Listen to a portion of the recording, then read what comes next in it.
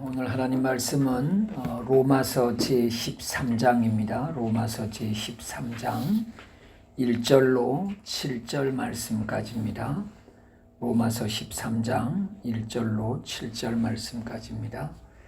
제가 봉독해 드립니다. 각 사람은 위에 있는 권세들에게 복종하라. 권세는 하나님으로부터 나지 않음이 없나니 모든 권세는 다 하나님께서 정하신 바라. 그러므로 권세를 거스르는 자는 하나님의 명을 거스림이니 거스르는 자들은 심판을 자취하리라. 다스리는 자들은 선한 일에 대하여 두려움이 되지 않고 악한 일에 대하여 되나니 내가 권세를 두려워하지 아니하려느냐. 선을 행하라. 그리하면 그에게 칭찬을 받으리라. 그는 하나님의 사역자가 되어 내게 선을 베푸는 자니라. 그러나 내가 악을 행하거든 두려워하라. 그가 공연히 칼을 가지지 아니하였으니 곧 하나님의 사역자가 되어 악을 행하는 자에게 진노하심을 따라 보응하는 자니라. 그러므로 복종하지 아니할 수 없으니 진노 때문에 할 것이 아니라 양심을 따라 할 것이라. 너희가 조세를 바치는 것도 이로 말미암으라. 그들이 하나님의 일꾼이 되어 바로 이 일에 항상 힘쓰느니라. 모든 자에게 줄 것을 주되 조세를 받을 자에게 조세를 바치고 관세를 받을 자에게 관세를 바치고 두려워할 자를 두려워하며 존경할 자를 존경하라. 아멘. 오늘 이 말씀으로 정권을 대하는 성도의 바른 태도입니다. 우리는 이 세상에서 살아가면서 한 국가의 국민으로서 법도 지키면서 살아가야 되지만 우리는 하나님 나라의 시민권을 가지고 이 세상 속에서 어떻게 살아가야 하는가를 오늘 사도 바울은 이 로마서 13장 말씀을 통해서 국가와 정부에 대한 이 성도의 올바른 태도는 어떠해야 되는가를 가르쳐주고 있습니다. 우리는 이제 4월에 이제 총선 있고 또 내년에는 또 대선이 있고 이런 국가의 어떤 큰 일이 있을 때 우리는 다시 한번 오늘 이 또 13장을 이 순서에 따라서 로마서를 지금 말씀을 듣고 있는데 제가 오늘 이 본문을 이렇게 기도하면서 참 그리스도인들에게 꼭 필요한 그런 본문이구나 하는 그런 생각이 들었습니다. 우리 성도들이 이 올바른 국가에 대한 정부에 대한 태도는 어떠해야 되는가? 첫 번째로는 선한 권력 행사에 굴복해야 된다는 사실입니다. 오늘 여기 우리 말씀에도 보면 각 사람은 위에 있는 권세들에게 복종하라. 권세는 하나님으로부터 나지 않음이 없나니 모든 권세는 하나님께서 정하신 바라. 여러분, 우리 나라가 일본에 우리가 식민지로 있었을 때가 있었지 않습니까? 오늘 이 말씀이 쓰여진 이 시대가 황제 숭배 사상이 팽배했던 그런 상황이었거든요. 근데 사도 바울이 위에 권세자들에게 복종해라. 권세는 하나님으로부터 난 것이다. 그러면 오해하면 사도 바울은 제국주의의 앞잡인가 이렇게 우리가 오해할 수도 있습니다. 권위 있는 자에게 순복하라. 정권을 하나님이 주셨다. 이렇게 가르치니까 그럼 우리가 이 부분에 대해서 조금 깊이 한번 살펴볼 필요가 있는 게요. 일본 제국주의는 이 본문을 놓고 일본 총독부에 충성을 다해야 될 걸 권했습니다. 그래서 그때 당시 조선에 와 있던 선교사들을 규합해서 조선 선교사 협의회의 회장이 해리슨 감독이었는데 이 해리슨 감독을 중심으로 공문을 만들었습니다. 공문을 만들어서 조선에 있는 교회에게 전부 공문을 보내는데 그 공문 내용에 보면 이런 내용이 중심 내용입니다. 모든 권력은 하나님께로부터 나왔으니 일본 정부에 순종하는 것이 하나님의 뜻이다. 만약 독립운동이나 저항운동을 한다면 그것은 하나님을 대적하는 것이다. 그러므로 조선 기독교인들은 일본 정부에 순종하되 단 마음으로 순종해야 된다. 이게 조선 선교사 협의회에서 그때 당시는 조선 교회보다는 훨씬 더 선교사들이 힘을 갖고 있었던 그런 시대였습니다. 근데 이 공문이 왔어요. 목회자들이 이 공문을 받고 찬반 양론이 구분되면서 목회자가 나누어지면 교회가 나누어지고 교회가 나누어지면 성도도 자연적으로 나눠질 수밖에 없죠. 그래서 친일파 쪽에 정치와 결탁하는 목회자들이 생기고 우리는 아니다, 우린 여기에 반대하겠다 하는 목회자들이 생기면서 조선교회가 어려워지기를 시작하는데, 자, 그러면 여러분 한번 사도 바울의 입장을 한번 봐보십시오. 권세는 하나님으로부터 나왔는데, 위로부터 나왔는데, 그래서 우리가 다 순종해야 된다. 자, 그러면 사도 바울이 네로 황제를 그럼 숭배했느냐? 그렇지 않지 않습니까? 반대하고 참수형을 당하지 않습니까? 우리가 이 참수라 그러면 한글로 생각해서 물에 이거 잠겨서 죽었는가 이러는데, 이 참은 목을 자른다는 참이거든요. 그래서 단두대에 올려가서 목이 잘려서 사도 바울이 순교를 당합니다. 자, 그러면 이 말씀은 무조건 정권에 순종하라는 말씀이 아니구나라는 걸 우리가 일단 순간적으로 알 수 있죠. 좀 더 상세하게 보면 오늘 이 본문은 권력자에게 주어진 어떤 그런 통치의 정당성을 말하는 게 목적이 아니라 하나님의 통치의 정당성을 국가행정수반에게 도전하는 말씀이라는 거죠. 당신도 하나님이 허락하지 않으면 왕이 될 수 없다. 당신도 하나님이 허락하지 않으면 대통령이 될 수 없다. 권력에 대한 충성의 이유를 설명하는 것이 아니라 권력의 본질을 설명하는 거라는 거죠. 그래서 왕이, 대통령이 교회에게 유익이 되게끔 쓰임받지 못할 때 그 왕은 하나님 앞에 악한 왕이 된다는 거죠. 그래서 이 청교도 목사들의 어떤 이런 그 설교나 이런 책에서 그런 것들이 잘 나타나 있습니다. 그 윌리엄 브루치라는 그 청교도 목사가 있었는데 이런 표현을 했습니다. 관원들은, 그러니까 정치적인 지도자들은 우리의 유익을 위해서 하나님이 세우셨다. 그런데 그들이 불법적인 것과 하나님의 계명을 어기는 것을 명령한다면 그를 하나님의 종으로 섬기지 말아야 된다. 또 다른 분의 청교도 목사 중에 사무엘 리더포드라는 분은 법과 왕이라는 책을 썼습니다. 이 책에 보면 왕도 법 아래 존재하는 자다. 왕도 법 아래 존재하는 자다.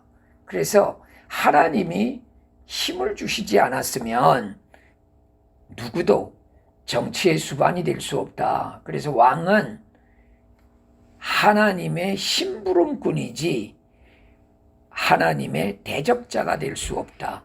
이게 사도 바울이 이 로마서 13장에서 말씀하고 있는 중요한 요지라는 거죠. 그래서 우리는 국가 권력이 선하게 쓰임받는가를 우리는 기도하면서 우리는 살펴봐야 돼요.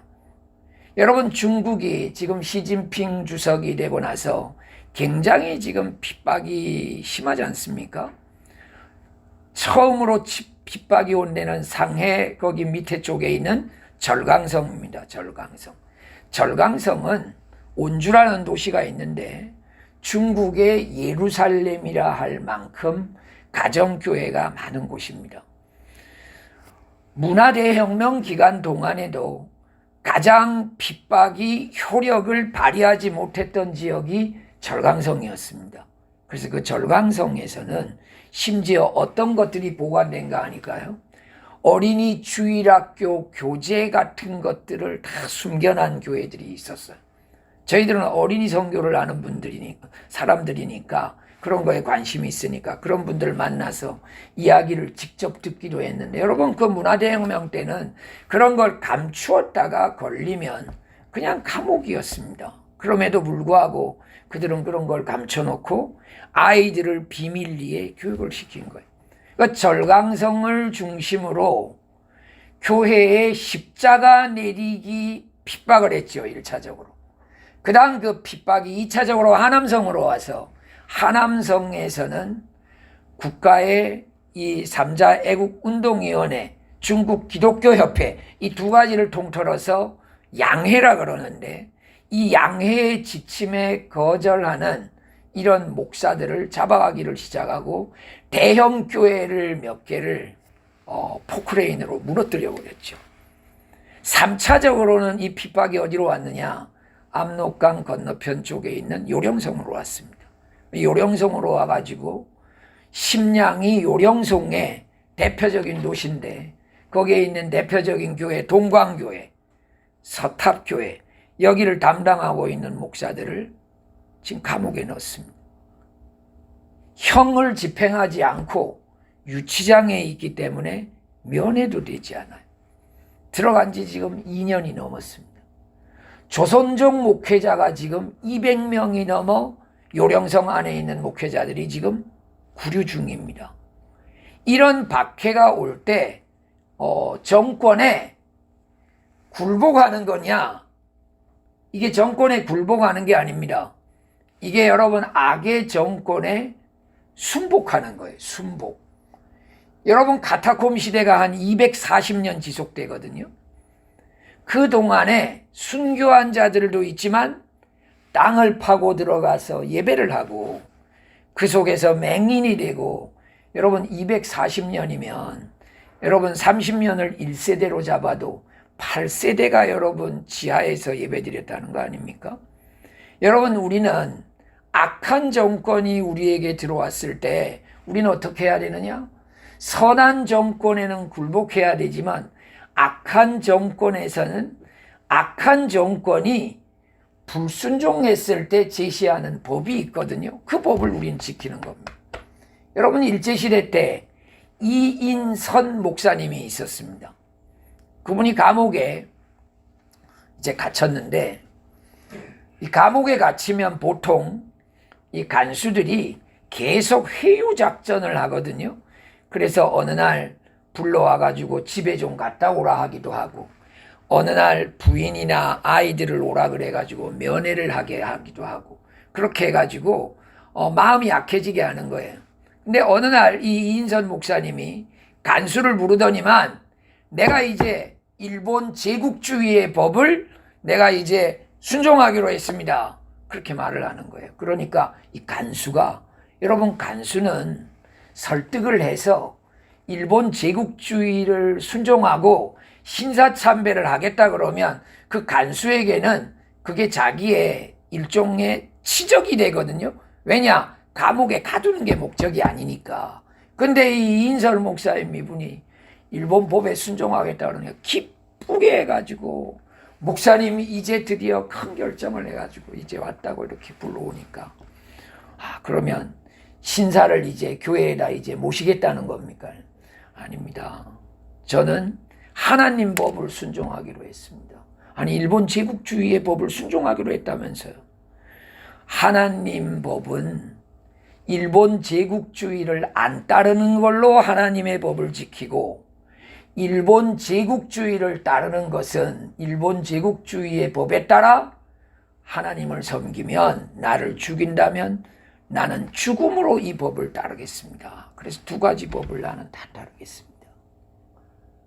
여러분 오늘날 그리스도인들이 세상 속에서, 너희는 세상에 하나님을 섬기면서 거룩하고 자비하시고 온전하신 이 뜻이 무엇인지 분별하지 않으면 너희들 세속에 물들어 버릴 수밖에 없다. 이런 상황에, 그래 맞아, 내가 하나님을 따르고 세상의 법도 지키는 이런 사람들이 되어야 된다 하는 생각을 우리는 오늘 다시 한번 해볼 수 있기를 주의 이름으로 부탁드립니다.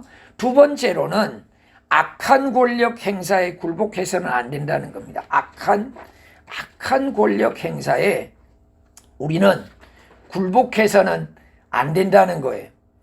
여러분 누가복음 18장 19절에 보면 예수께서 이르시되 내가 어찌하여 나를 선하다 일컫느냐 하나님 한 분 외에는 선한 이가 없느니라. 어떤 학자는 하나님이 친히 만든 기관을 가정, 교회이다. 어떤 학자는 여기 하나를 더해서 국가도 하나님이 만든 기관이다. 이렇게 가르치는 분들이 계세요. 여러분 성경이 뭐라고 예수님이 말씀하시느냐? 나 외에 선한 이가 없다는 거예요. 나 외에 선한 이가 없다는 거예요. 여러분 그 함석헌 옹 같은 경우는 선거에 대해서도 그런 표현을 했지 않습니까? 우리는 선한 사람을 뽑기 위해서 선거하는 거 아니다. 덜 나쁜 사람을 뽑기 위해서 선거하는 거다. 전 이 지적이 굉장히 맞다고 생각합니다.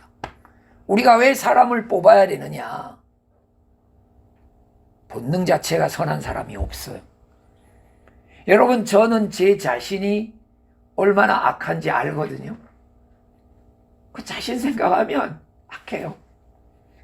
야, 어떻게 낮의 해처럼 밤의 달처럼 야, 어떻게 살 수 있을까?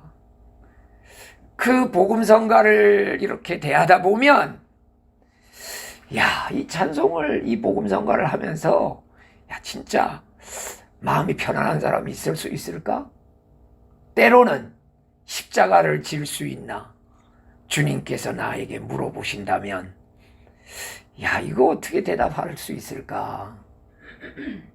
여러분 우리는 우리 각자가 얼마나 내가 세속적이고 내가 얼마나 본능적으로 살고 내가 얼마나 내 중심으로 사는지 내가 증인이잖아요.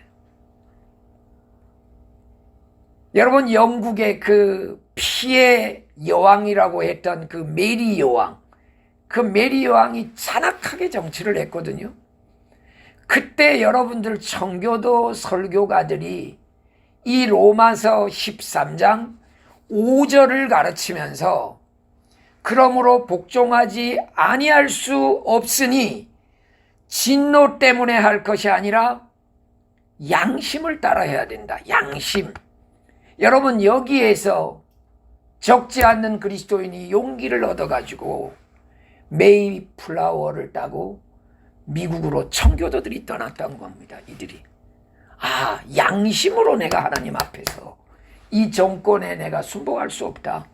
여기에서 내가 예수 믿을 수 없다. 영국 국교는 타락할 만큼 타락했다. 우리는 이제 죽음을 각오하고 우린 이제 떠나야 된다. 그게 여러분 신대륙을 향해서 여러분 이 청교도들이 갔던 중요한 여러분 이 동인이 되는 말씀이 이 5절의 말씀이었거든요. 양심을 따라 행동해야 된다. 우리 양심을 따라. 여러분 이 시대에 우리가 다시 한번 악한 권력에 대해서 어떻게 해야 되느냐 생각을 조금 바로 해야 돼요. 어떤 사람들은 지나간 어떤 대통령을 보고 너무 잘했다는 거예요. 너무 잘했다. 지금 대통령 완전히 파이라는 거예요. 여러분 제가 볼 때 그리스도인들은 그런 입장에 서면 안 돼요. 그러면 어떻게 해야 되느냐? 지난 정권 때 나는 국가를 위해서 뭘 했느냐? 지금 정권 때 나는 국가를 위해서 뭘 하고 있느냐? 이 홍콩이라는 사회 속에 나는 한국 사람으로서 얼마나 한국이라는 나라를 빛내고 있는가? 나는 그리스도인으로서 난 얼마나 홍콩에서 여기에 있는 홍콩 비그리스도인들에게 내가 어떻게 살아가고 있는가를 우리가 한 번쯤 살펴봐야 됩니다. 여러분 사단은 끝없이 교회를 공략합니다. 사단은. 여러분 마귀란 말이 디아볼로스라는 말인데 여러분 이게 틈을 둬서 하나님과 교회, 하나님 교회와 세상, 하나님과 세상을 이렇게 분리시킨다는 말이거든요. 이게 마귀의 전략이, 이 사단의 전략이라는 게 어떻게 하는지 분리시키는 거예요. 딱 붙어 있는 걸 분리시켜 놓는 거예요. 여러분, 전기도 플러스 마이너스 선을 연결하지 못하면 밧줄이나 똑같은 거 아닙니까? 이게 여러분 연결돼서 어떤 동력을 사용할 때 여기에서 열 에너지가 발생하고 여기 에너지가 발생하는 건데, 여러분 그리스도인들이 살아가는 데 있어서 하나님과 우리를 나누게 하는 게 이게 사단의 전략, 마귀의 전략인데요. 이 전략이 대표적으로 한 세 가지가 있습니다. 보면 이 세 가지가 있는데, 첫 번째 보면 혼합주의예요. 혼합주의. 복음이 최고지, 복음이면 다 되지, 하나님이면 다 되지. 아니야. 어떻게 하나님만 다 될 수 있어? 이 세상 살아가는 데 있어서 하나님 말고 다른 것이 많지. 여러분, 제가 대학에서 문화인류학이라는 걸 배울 때가 있었는데, 그 책에 보면 세속화가 뭐냐를 설명하는가 보면 하나 이상의 절대적 가치를 동시에 두는 게 세속화라는 거예요. 하나님 최고지 이러면 하나님 최고지 이러고 그 다음 번은 두 번째, 세 번째, 네 번째가 돼야 되는데, 하나님도 중요하지만 사람도 중요하지. 여러분, 제가 얼마 전에 우리 사역자 오는 분들이 있어서 집을 하나 계약을 하는데, 집 주인이 연세가 87이에요. 할아버지인데 돈이 많으신가 봐요. 집이 여러 채니까. 근데 그 집이 큰데 이제 이렇게 나누어서 이제 세를 주는 겁니다. 제가 그 할아버지 보고 너 옛날에 여기 살았었나 그러니까 한 15년 전에 여기 살았대요. 그래서 이제 다른 데로 이사 갔냐 그러니까 이사 갔대. 이 집에 참 행복하게 살았는데 우리 집사람이 한 15년 전에 당뇨 고혈압이 오더니만 나중에 중풍까지 와가지고 몸이 움직이지 못하더니만 돌아가셨다는 거예요. 그러면서 뭐라 그러는가 하니까, 여러분 홍콩 사람들이 구정 때 꽁헤이 파초이 하잖아요. 꽁헤이 파초이. 이게 돈 많이 벌으라는 말이거든요. 이게 꽁헤이 파초이. 그 할아버지가 뭐라 그러는가 하니까, 이렇게 살아보니까 꽁헤이 파초이가 소용없고 산타의 기농이 소용이 있다고. 건강이 최고라고. 이렇게 살아보니까 꽁헤이 파초이가 중요한 게 아니래요. 산타의 기록이 중요하다는 거. 아내를 이렇게 생각하면서 그 말씀을 이렇게 하시는데 저도 마음이 뭉클하더라고요. 뭉클하더라고요. 여러분, 노인 되셔서 87에 이제는 다리도 연약하시고 눈도 잘 안 보이시고, 그런데 돈이 많으니까 가방에 보니까 통장을 다 갖고 다니세요. 계약하는데도 그 집에 전기 이런 거 적으라고 저한테 메모 공책을 한 권 주더라고요. 공책을 여기다가 이렇게 적으면서 관리를 하고. 저는 지금까지 제가 여기 있으면서 계약을 해본 일이 뭐 수십 개거든요. 저희들이 여기 사역자들 집이고 사무실이고 뭐 이사 다니면서. 근데 주인이 그렇게 공책을 주는 분은 또 처음 봤어. 잘 관리하라는 거예요. 자기 집 잘 관리하라는 거예요. 여러분, 체력도 있을 때 관리해야 되잖아요. 돈도 있을 때 관리해야 되죠. 여러분, 하나님도요, 평안할 때 하나님 최고야가 돼야 돼요. 평안할 때. 마치 하나님 없어도 될 것 같아. 내 삶이 지금 하나님 없어도 될 것 같아. 그럴 때도 에이, 하나님 없으면 아무것도 아니지요. 하나님 없으면 아무것도 아니지요. 여러분, 이게 돼야지요. 진짜 어려움 왔을 때 하나님 없으면 안 되지요가 될 수 있다는 거죠. 여러분, 사단은 복음이 최고다, 하나님이 최고다, 이런 걸 계속 뭔가를 희석을 합니다. 그래서 여러분, 인문학을 점점 발전시켜서 이제 교회 안에까지, 목회자들 안에까지, 신학교 안에까지 들어와 가지고 이제 교회가 중요하냐, 가정이 중요하냐 이럴 때, 여러분, 과거에 저희들 뭐 중고등학교 다닐 때만 해도 이런 질문 자체를 하지 않았습니다. 교회가 중요하냐, 가정이 중요하냐. 근데 왜 이런 질문을 하게 됐느냐? 그리스도인 가정 안에 문제가 너무 많이 생기기 시작한 거예요. 목회자 가정에 문제가 너무 많이 생기기 시작한 거예요. 그러면서 외국에서 가정사역에 대해서 공부한 분들이 한국에 와서 강의를 하면서 교회도 중요하지만 가정이 중요합니다. 교회도 중요하지만 목사의 사택이 중요합니다. 여러분, 원래는 그런 게 아니라는 거죠. 원래는. 여러분, 문제가 생겼을 때 처리 방법하고 문제가 생기기 전에 예방 방법하고는 다르지 않습니까? 여러분, 우리는 지금 예방 방법 차원에서 우리는 지금 말씀을 듣는 거예요. 그래서 여러분, 아닌 것을 아니라고 말할 수 있어야 되는데 점점 여러분 이런 혼합주의가, 영지주의, 초대교회 당시 때도 여러분 영지주의가 얼마나 심했습니까? 여러분, 이 영지주의를 강조하면요, 육체가 예의를 지켜야 되고 육체를 음란에서 벗어나야 되고 하는 이것에 대한 정신적 고통이 다 없어져 버려요. 육은 악하고 영은 선하다, 이런 형식으로 따지면. 그래서 그들이 그냥 악행을 그냥 자청한 거예요. 근데 그거 아니라는 거죠. 그거 아니라는 거죠. 여러분, 물질주의. 여러분, 러시아 기독교는 1000년이 넘었거든요. 우리 한국 기독교 지금 한 130년 전후 되지 않습니까? 중국 기독교 지금 한 220년 정도 되거든요. 러시아 기독교가 1000년이 넘었는데 러시아가 여러분 공산화될 때 어떻게 됐느냐? 교회 앞에 강단 이 앞에는요, 순금으로 다 장식을 하고요, 사람들이 오면 그 사람 신분별로 자리가 다 정해져 있었습니다. 하나님이 그걸 기뻐하지 않은 거예요. 교회 안에 물질주의가 들어오면 나중에 어떻게 되느냐?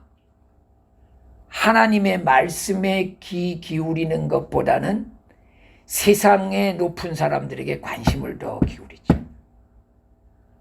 제가 아주 존경했던 목사님이신데 이분은 대학교 총장도 하고 훌륭했던 분인데 지금은 참 인생이 너무나 불행하게 되셨어요. 근데 교회를 건축을 크게 하면서 어느 날 설교를 이런 식으로 하더라고요. 여러분, 저는 돈을 좋아하는 목사입니다. 저는 가난한 사람이 교회에 오는 것보다는 부자가 교회에 오는 게 훨씬 좋습니다. 여러분, 사람 안에 속으로 그런 마음이 있는 거하고 겉으로 표출하는 거하고는 완전 다르거든요. 여러분, 우리가 속으로 있는 말을 겉으로 표현하지 못하는 게 얼마나 많습니까? 근데 그걸 겉으로 표현을 한다 할 경우는 굉장히 좀 심각한 거죠. 저는 그분이 그런 설교를 하시는 걸 보면서, 야, 그분 구약신학을 전공한 분인데, 야, 설교를 저렇게 강단에서 하면 저거 어떻게 책임지시려고 저러시나, 어떻게 책임지시고. 너무 지금은 존경받을 수 없는 사람이 되어버렸어요. 여러분, 생각을 다 정화하기는 어렵거든요. 조금 더 정화하기 쉬운 게 말입니다. 말. 그래서 우리가 말을 하나님 앞에서 하나님 기뻐하시지 않는 말을 일단 조심해야 돼. 뭐 마음이 정리가 되는 게 중요하죠. 뭐 말이 그렇게 중요하겠어요? 그럼 말을 막 하면 되겠어요? 제가 볼 때는 우선은 말을 더 조심해야 된다는 거죠. 말을. 여러분, 교회 다니면서 교회도 이거 다 돈이 있어야 운영되는 거 아닙니까? 여러분, 이런 이야기 절대 재직들은 하면 안 돼요. 여러분, 그렇다면 가정을 놓고도 가정이 돈이 있어야지 되지 않겠습니까? 부부도 돈이 있어야 행복하지 않겠습니까? 만약 이런다면 여러분, 돈은 필요한 거지만 절대적인 건 아니라는 거죠. 절대적인 건. 그리고 정치적 결탁. 아까 제가 조선 선교사 협의회 이야기했잖아요. 여러분, 조선 선교사 협의회에서 일본 총독부에 일본 천황에게 우리가 순종해야 한다는 걸 놓고 이걸 교회에게 공문을 보낼 때 제일 부담되는 게 뭐였느냐? 십계명이었습니다. 십계명. 십계명에 보면 우상을 섬기지 말라가 있잖아요. 이거 어떻게 해야 될 거냐? 회의를 해요. 뺍시다. 한쪽에서. 그럼 9계명이 되는데 어떡합니까?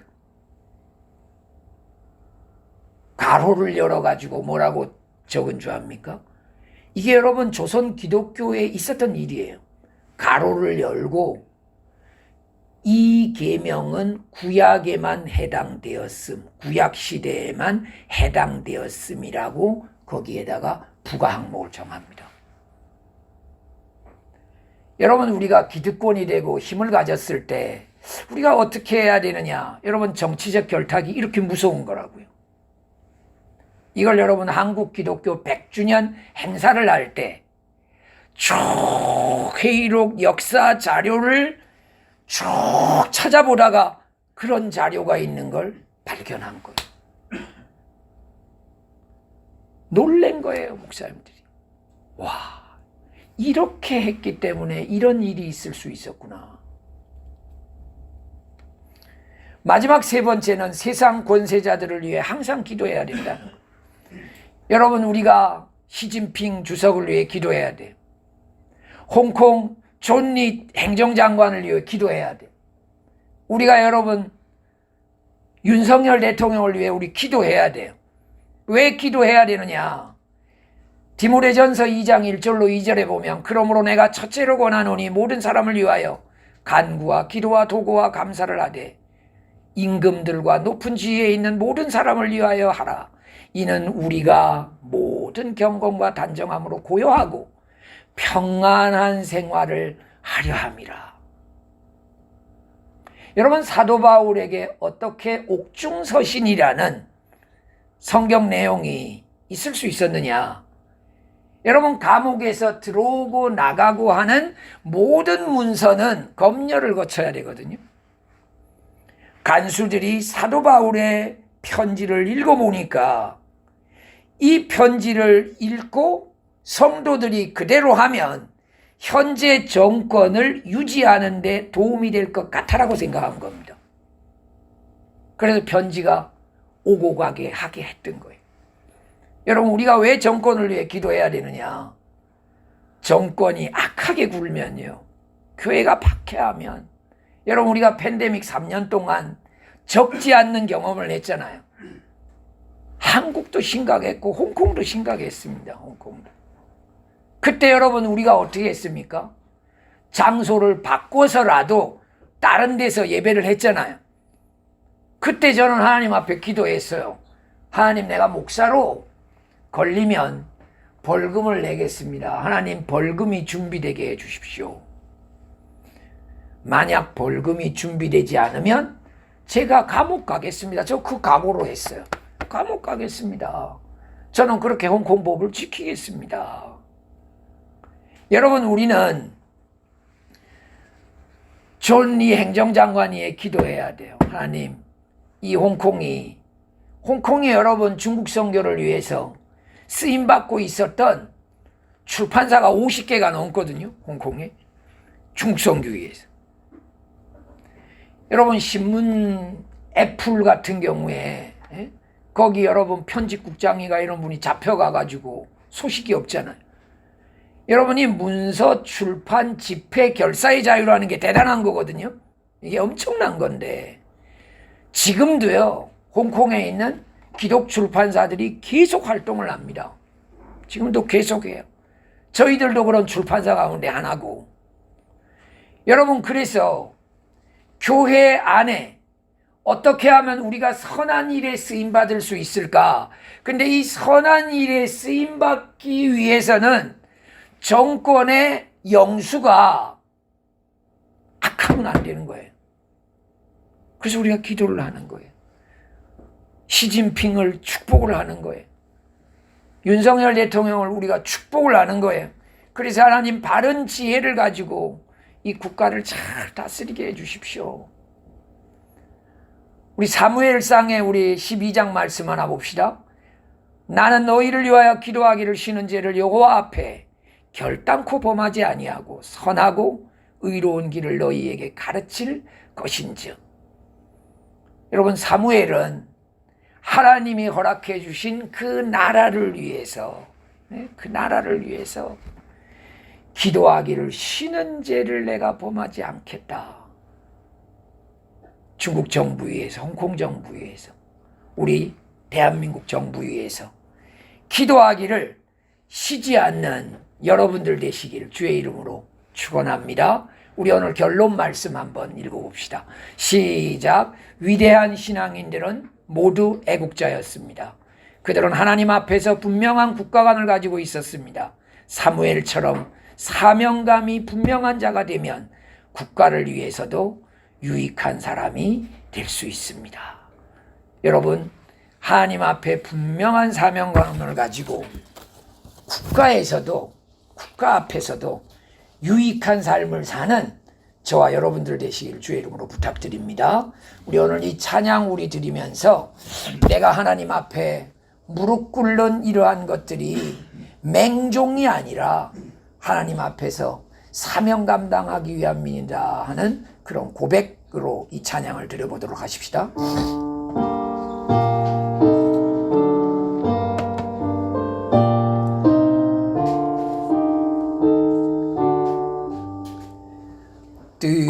뜻없이 모로 끓는 그 복종 아니요 운명에 맡겨 사는 그 생활 아니라 우리의 믿음 지솟아 독수리 날듯이 주 뜻이 이루어지리라